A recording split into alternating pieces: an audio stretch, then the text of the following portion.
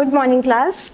तो हमने अपनी पुरानी क्लास में फंजाई का जो जनरल इन्फॉर्मेशन थी उसके बारे में वो कवर किया था। आज की क्लास में हम करेंगे क्लासिफिकेशन और इसके एग्जांपल्स के साथ। अच्छा, इसके एग्जांपल बहुत बहुत बहुत ज़्यादा ज़रूरी हैं, क्योंकि अगर आप पुराने क्वेश्चन पेपर उठा के देखेंगे तो आपको 100% उनमें से एक क्वेश्चन देखने को मिल जाएगा। ठीक है, चलिए तो आज हम स्टडी करेंगे इनके क्लासिफिकेशन को विद एग्जांपल्स। तो बेसिकली फंजाई को हम 4 क्लासेस में पढ़ते हैं। कौन कौन सी? फाइकोमाइसिटीज, एस्कोमाइसिटीज, बेसिलोमाइसिटीज और ड्यूक्रोमाइसिटीज। बेसिकली इनके लिए न्यूमोनिक्स तो कोई नहीं है, लेकिन मैंने याद कर रखा है PABD से, PABD। ठीक है, चलिए तो कौन कौन सी कैटेगरीज हमको देखने को मिल गई? फाइकोमाइसिटीज, एस्कोमाइसिटीज, बेसिलियोमाइसिटीज और ड्यूक्रोमाइसिटीज। ये टर्म्स हो सकता है आपके लिए नए भी हों, हो सकता है आप में से कुछ लोग पहली बार इस चैप्टर को पढ़ रहे हो, तो हम लोग बहुत ध्यान से और बहुत अच्छे से इसको एक एक कैरेक्टर वाइज स्टडी करेंगे। सबसे पहले आएगा कॉमन नेम, कि आखिर इनका कुछ तो कॉमन नेम भी होगा। जैसे फॉर एग्जांपल मैं हूँ, मेरा एक नाम है जो मेरे स्कूल में, जो हमारे कॉलेज में रजिस्टर है, तो वहीं एक नाम है जो घर वाले मुझे लिख के बुलाते हैं, जो मेरे फ्रेंड्स यूज़ करते हैं। तो ऐसे ही एक होता है साइंटिफिक नेम और एक होता है कॉमन नेम। तो इनके कॉमन नेम की अगर हम बात करें तो फाइकोमाइसिटीज की जो स्पीसीज होती हैं वो 2 तरीके की हो सकती हैं, 2 हैबिटाट में पाई जा सकती हैं, एक तो एक्वेटिक हैबिटाट में और एक टेरेस्ट्रियल में। अच्छा, अगर आपको याद हो तो जब हमने फंजाई शुरू किया था तो मैंने आप लोगों को एक बात बताई थी कि 90% of fungi are found on land, मतलब 90% जो है वो ज़मीन पे पाई जाएंगी। बचे हुए सिर्फ 10% जो है वो पानी में पाई जाती हैं। और उसके मेंबर्स भी कौन से फाइलम में, कौन से कैटेगरी में आएंगे? सॉरी, नॉट फाइलम, कौन से कैटेगरी में आएंगे? फाइकोमाइसिटीज। तो एक्वेटिक नेम अगर हम इनके अगर कॉमन नेम की बात करें तो जो एक्वेटिक में फंजाई मिल रही हैं उनको हम बोलेंगे अलगल फंजाई, यानी कि ऐसी फंजाई जो अलगे को रिप्रेजेंट कर रही हैं, जो अलगे जैसी दिख रही हैं, उनको हमने बोला एल्गल फंजाई। टेरेस्ट्रियल पे जो रहती है उनको हमने बोला कॉन्जुगेट फंजाई। क्या बोला? Conjugate fungi. एस्कोमाइसिटीज को हमने बोला सेक फंजाई। क्यों बोला सेक फंजाई? क्योंकि ये बोरे का स्ट्रक्चर देखा है ना, एक बोरा होता है ना इस टाइप का, कुछ इस टाइप का स्ट्रक्चर जो होता है ना, ये इस टाइप के स्ट्रक्चर में होती है, इसलिए इनको हम बोलते हैं सेक फंजाई। उसके बाद में है बेसिलियोमाइसिटीज। इसको हम बोलते हैं क्लब फंजाई, क्योंकि ये बहुत ज़्यादा एसोसिएशन में देखने को मिलता है, तो इसको हमने बोला क्लब फंजाई। ड्यूक्रोमाइसिटीज को हम बोलते हैं इम्परफेक्ट फंजाई। इसके पीछे एक रीज़न भी है जो हम आगे चल के डिस्कस करेंगे। ड्यूक्रोमाइसिटीज को हम बोलते हैं इम्परफेक्ट फंजाई। ठीक है, तो पहला सबको याद हुआ।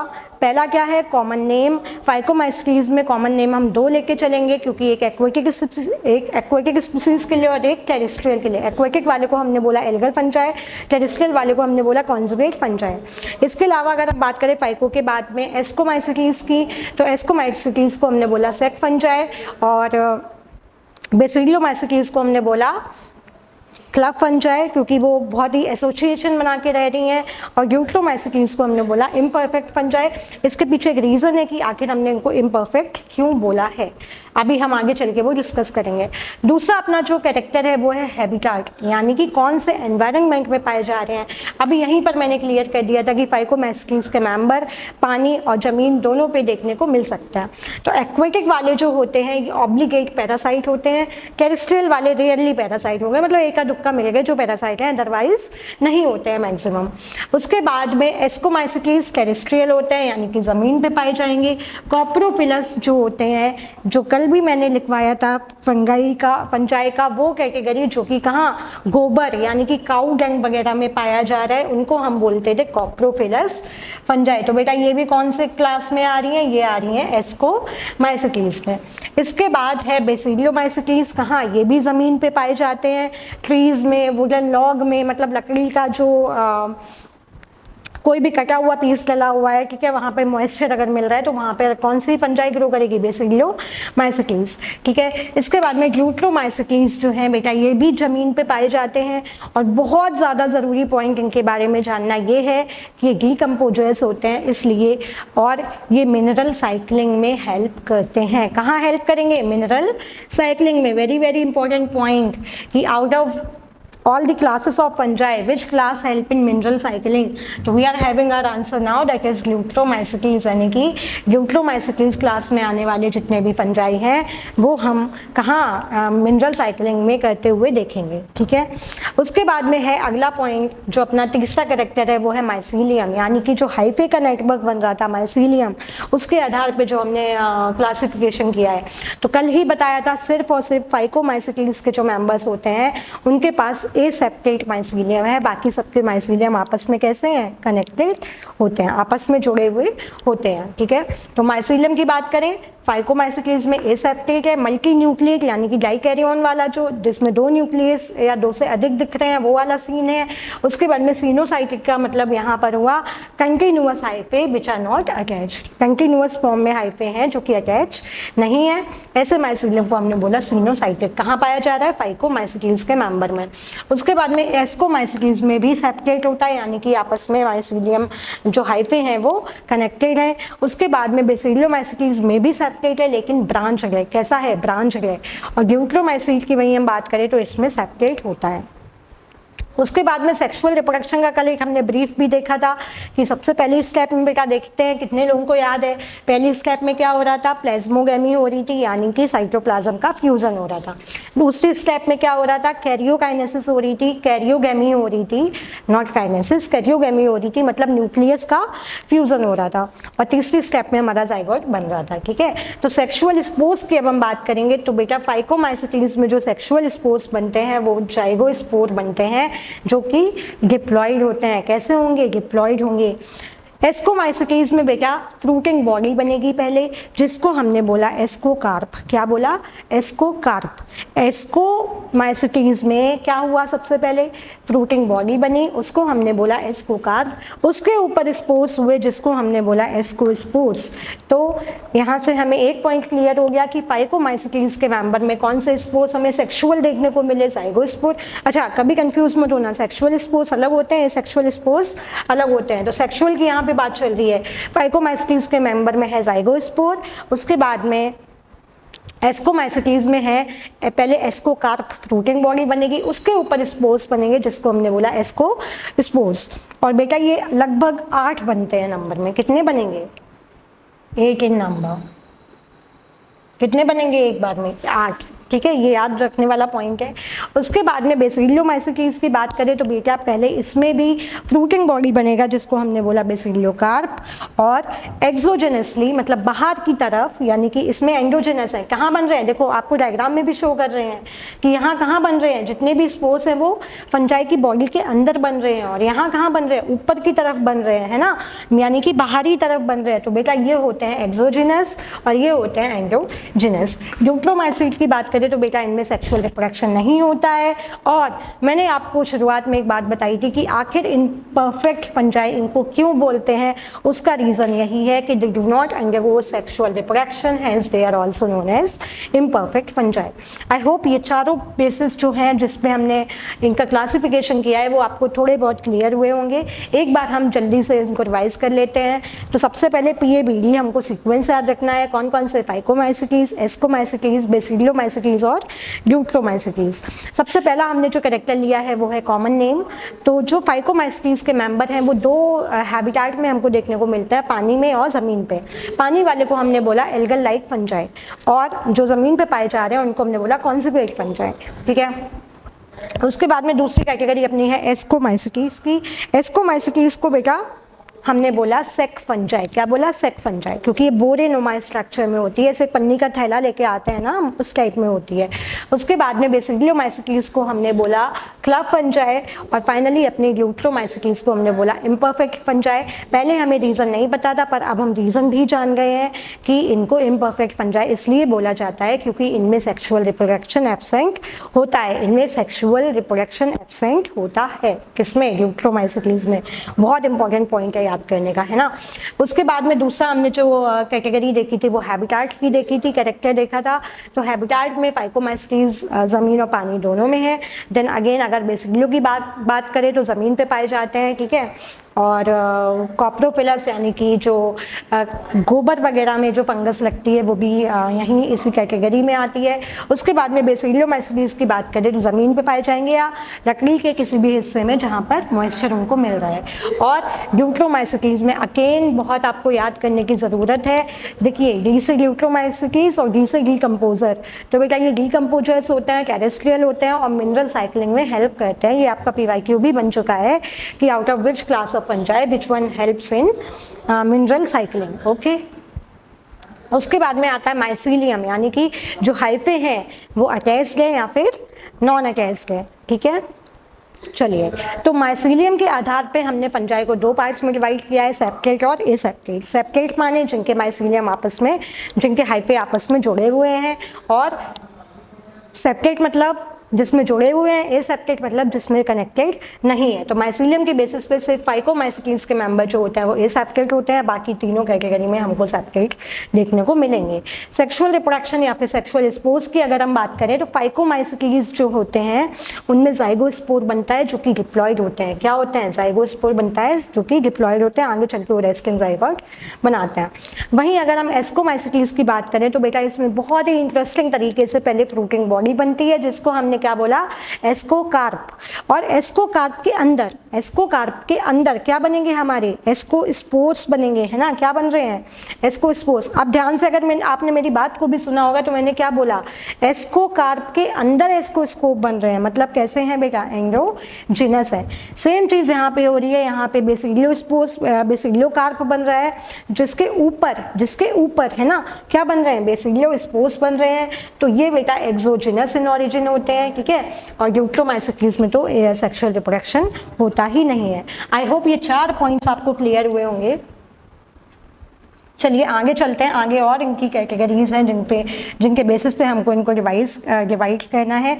अच्छा, एक और बहुत इंटरेस्टिंग चीज़ है कि ड्यूट्रोमाइसीटीज में हमने क्या देखा कि सेक्सुअल रिप्रोडक्शन जो है वो एब्सेंट होता है, मतलब सेक्सुअल रिप्रोडक्शन यहाँ पर नहीं होता है।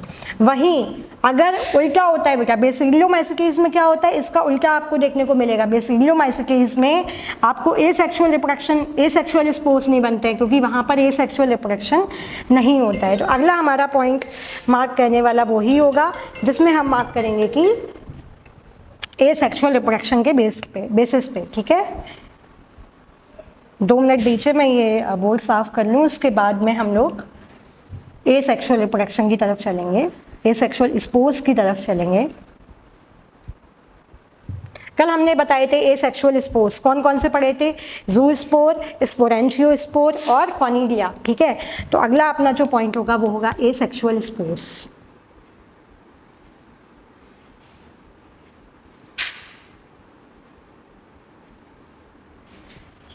एसेक्सुअल स्पोर्स, यहाँ पर आपको ज़ूस्पोर देखने को मिल जाएंगे,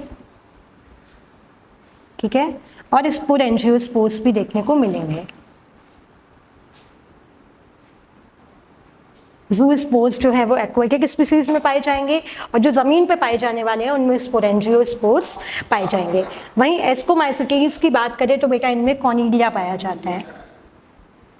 कॉनिडिया सबको याद है ना, जो ऊपर निकल रहा था। कैसा था ओरिजिन में कैसा था बेटा? जैसे सपोज दैट ये एक फंजाई है तो जो कॉनिडिया है वो ऊपर की तरफ निकलेगा, यानी कि एक्सोजेनस होता है। कैसा है? एक्सोजेनस। और बहुत अभी पहले भी मैंने ये चीज़ रिपीट की है कि बेसिलियोमाइसीटीज में एसेक्सुअल रिप्रोडक्शन होता ही नहीं है, यानी कि एसेक्सुअल स्पोर्स यहाँ पे कोई भी नहीं बनेंगे। अगेन यहाँ पे भी कॉनिडिया पाया जाता है जो कि अगेन एक्सोजेनस है, ठीक है।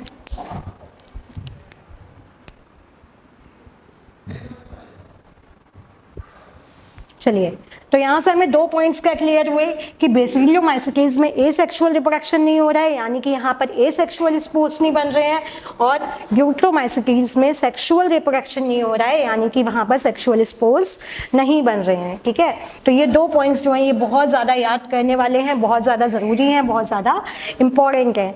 ठीक है, उसके बाद में अगला जो हम पॉइंट लेंगे वो लेंगे सेक्स ऑर्गन।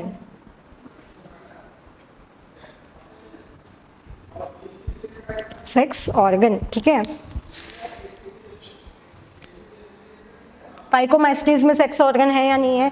बिल्कुल होते हैं। उसके बाद में एस्कोमाइसिटीज में होते हैं या नहीं होते हैं? होते हैं। बेसिलियोमाइसिटीज में और ड्यूट्रोमाइसिटीज में सेक्सुअल रिप्रोडक्शन सेक्सुअल ऑर्गन्स नहीं होते हैं। अब क्वेश्चन यहाँ से अराइज होता है कि बेसिलियोमाइसिटीज में तो सेक्सुअल रिप्रोडक्शन होता है, तो वहाँ पर सेक्स ऑर्गन्स कैसे नहीं है? तो बेटा ट्रू डेवलप्ड सेक्स ऑर्गन्स नहीं होते हैं। ठीक है, बाकी जो अदर पार्ट्स हैं वो मिलके सेक्सुअल रिप्रोडक्शन और सेक्सुअल स्पोर्स जो है वो बनाते हैं। अगला अपना होगा सेक्सुअल रिप्रोडक्शन का। सेक्सुअल रिप्रोडक्शन सब में है बेटा, सिर्फ किस में नहीं है? केवल और केवल ड्यूट्रोमाइसिटीज में नहीं है। ठीक है,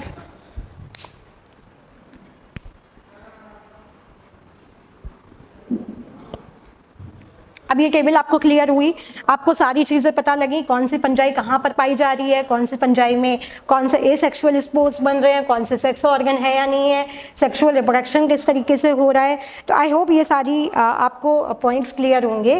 और एक और लास्ट हमारा जो क्लासिफिकेशन का बेसिस बन रहा है वो फ्रूटिंग बॉडी है। ठीक है, तो यहाँ पर बेटा फ्रूटिंग बॉडी एब्सेंट होती है, यहाँ पर नहीं बनती है, डायरेक्ट जाइगोस्पोर बनेंगे। यहाँ पर बेटा है एस्कोकार्प, यहाँ क्या था? एस्को कार्प था, और यहाँ पे क्या था? बेसिलियोकार्प है, और यहाँ तो सेक्सुअल रिप्रोडक्शन ही नहीं है। तो आई होप अब आप सबको ये टेबल क्लियर हुआ होगा, आपको इसका पिक्चर एकदम क्लियर मिला होगा। ठीक है, तो बेसिकली हमने जो 3-4 पॉइंट्स जाने हैं उनको अब हम नोट करेंगे। ये टेबल अपना खत्म होता है, अब हम मेन इसके एग्जाम्पल बच रहे हैं और जो मेन पॉइंट्स बच रहे हैं उन पे थोड़ा फोकस कर लेते हैं। बाकी इसके एग्जाम्पल सबसे ज़्यादा ज़रूरी हैं, पूरे पंचायत किंगडम में सबसे ज़्यादा इम्पॉर्टेंट है इनके एग्जाम्पल्स, क्योंकि मोस्ट 90% ऑफ टाइम्स नीट में आपके एग्जाम्पल से क्वेश्चन बना है। ठीक है, चलिए आगे चलते हैं। जो हमने पॉइंट्स याद किए उनको लिख लेते हैं, एक बार नोट कर लेते हैं। ठीक है, asexual spores are not formed in, मैं यहाँ पे फिल इन द ब्लैंक्स छोड़ रही हूँ। ठीक है, आप इसको कोशिश करिए भरने का, वरना लास्ट में हम तो फिल करेंगे ही। Sexual spores are not formed in. ठीक है, और तीसरा जो हमें पता लगा था वो सेप्टेट, मतलब विच ऑफ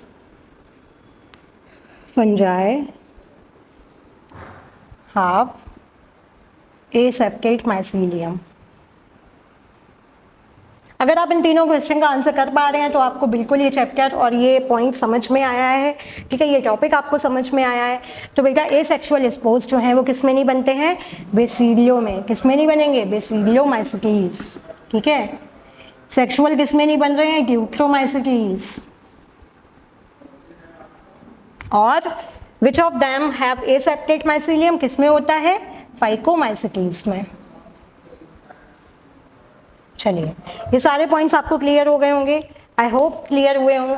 अब हम इस टॉपिक के फंजाई के सबसे इम्पॉर्टेंट हिस्से पे चलते हैं, जहाँ पर हम इनके एग्जाम्पल्स को याद करेंगे। अच्छा, मैंने एक न्यूमोनिक बताया था ये, यानी फाइकोमाइसिटीज, एस्कोमाइसिटीज, बेसिलियोमाइसिटीज और ड्यूट्रोमाइसिटीज। ठीक है, तो इसी को हम इसी फॉर्म में लिख लेते हैं, फाइकोमाइसिटीज, एस्कोमाइसिटीज, बेसिलियोमाइसिटीज और लास्ट में ड्यूट्रोमाइसिटीज। ठीक है, चलिए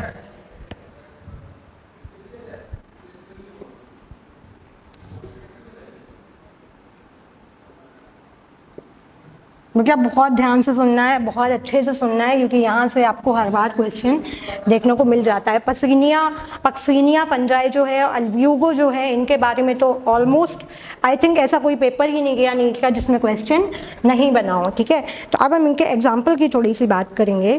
तो यहाँ पे आपको याद रखना है एक न्यूमोनिक जो कि है राम,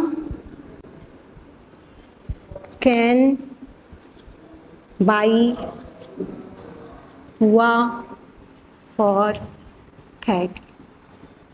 पुआ सबने खाए होंगे ना, सबके घर पे बनते हैं। कुछ जगह पे इसको मीठी पूड़ी भी बोलते हैं। ठीक है, तो राम कैन बाय पुआ फॉर कैट एक न्यूमोनिक है। क्या याद किया हमने? राम कैन बाय पुआ फॉर कैट। यहाँ पे बाई और फॉर को हमको छोड़ना है, बाकी सबसे हमको नाम मिल जाएंगे हमारी फंजाई के क्लासेस के। तो बेटा क्या हुआ? राम है ना, RAM। क्या हुआ? राम। दोबारा फाइकोमाइस्टीज, सबसे पहले मैंने PABD फॉर्मेट में लिख लेना है। फाइकोमाइस्टीज, एस्कोमाइस्टीज, बेसिलोमाइस्टीज और यूट्रोमाइस्टीज। राम से क्या आ जाएगा अपना? राइजोपस, एल्ब्यूगो और म्यूकर। कौन से 3 एग्जाम्पल हमने याद किए फाइकोमाइस्टीज के मेंबर में? राइजोपस, एल्ब्यूगो और म्यूकर। राम। अगला क्या है अपना? कैन है ना, तो अब हमें CAN से पढ़ना है। ठीक है, तो AC से हो जाएगा बेटा अपना क्लेबिसेप। क्या हो जाएगा? क्लेबिसेप। कोई दिक्कत यहाँ तक? यहाँ तक कोई भी कंफ्यूजन? जो हमने निमोनिक बनाया है, जो हमने निमोनिक याद किया है, इसी के आधार पे हम इनको याद करेंगे। और A से हो जाएगा एस्परगिलस और N से हो जाएगा न्यूरोस्पोरा। ठीक है, क्लियर हुआ? इसके अलावा बेटा इसमें पेनिसिलिन और सैक्रोमाइसिस यानी कि ईस्ट भी आता है। तो एक्स्ट्रा में हम याद करते हैं पेनिसिलियम नोटेटम और ईस्ट, ये भी इसी के ही एग्जाम्पल हैं, ये आप एक्स्ट्रा में याद कर सकते हैं। ठीक है, तो राम कैन बाय, राम हो गया, कैन हो गया। राम से राइजोपस, एल्ब्यूगो, म्यूकर किस में आ रहे हैं? फाइकोमाइस्टीज में। एस्कोमाइस्टीज के मेंबर कौन कौन है? क्लेबिसेप, एस्परजिलस और न्यूरोस्पोरा। अब ये जो न्यूरोस्पोरा है, ये बेटा ये बायोकेमिकल और जेनेटिक्स में यूज होता है। बहुत इंपॉर्टेंट पॉइंट है, इससे भी PYQ आपका बन चुका है। न्यूरोस्पोरा जो है ये बायोकेमिकल और बायोकेमिस्ट्री और जेनेटिक्स में इस्तेमाल किया जाता है। ठीक है, और जो ईस्ट है ये कैसा है बेटा? यूनिसेलुलर फंजाई, एकमात्र यूनिसेलुलर फंजाई है। उसके बाद में है राम कैन बाय पुआ, है ना।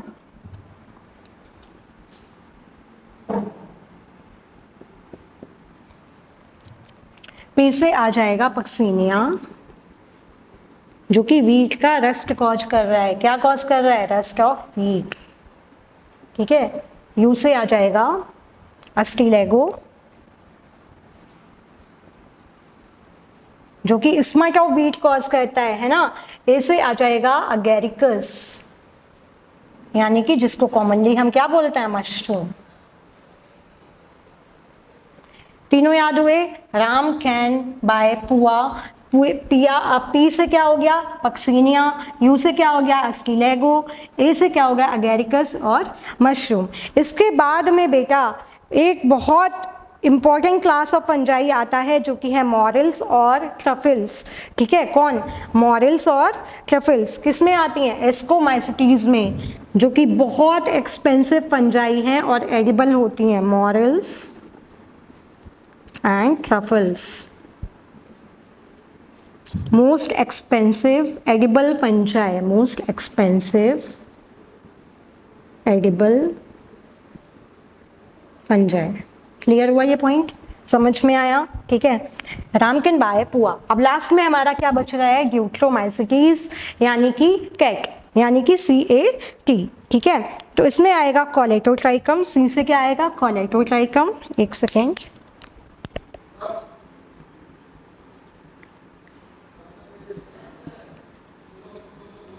ठीक है, न्यूमोनिक्स के आधार पर ही चल रहे हैं हम। न्यूमोनिक्स के आधार पे ही चल रहे हैं। राम, राइजोपस एल्ब्यूगोम्यूकर, क्लेविसेप, एस्परगिलस, न्यूरोस्पोरा, और थोड़े बहुत याद करने हैं। कॉप्रोफिलस भी इसी में आ रहा था, पेंसिलियम भी इसी में आ रहा है, ईस्ट भी इसी में आ रहा है, मॉरेल्स और ट्रफल्स जो कि मोस्ट एक्सपेंसिव फंजाई होते हैं, एडिबल, पुआ, पक्सिनिया, अस्टिलेगो और अगेरिकस, कॉलेटोट्रैकम, ठीक है, अल्टरनेरिया, और ऐसे क्या हो जाएगा, अल्टरनेरिया,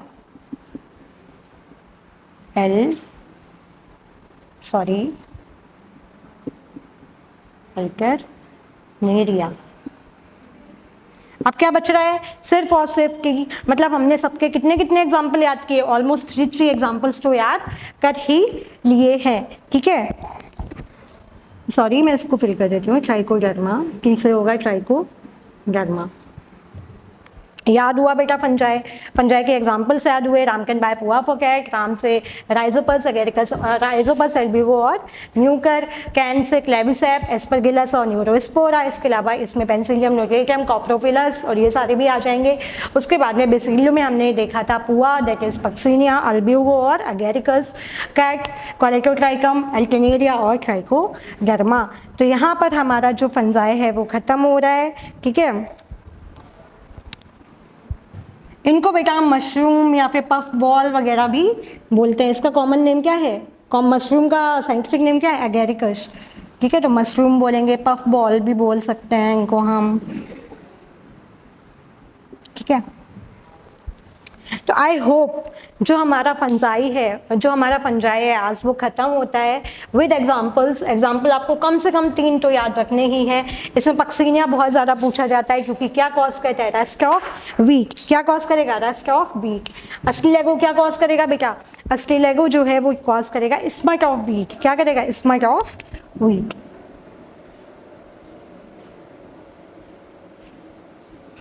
ठीक है। तो आज हमारा जो फंजाई है वो खत्म हो रहा है। आज की क्लास में हमने फंजाई को बाइंड अप कर लिया।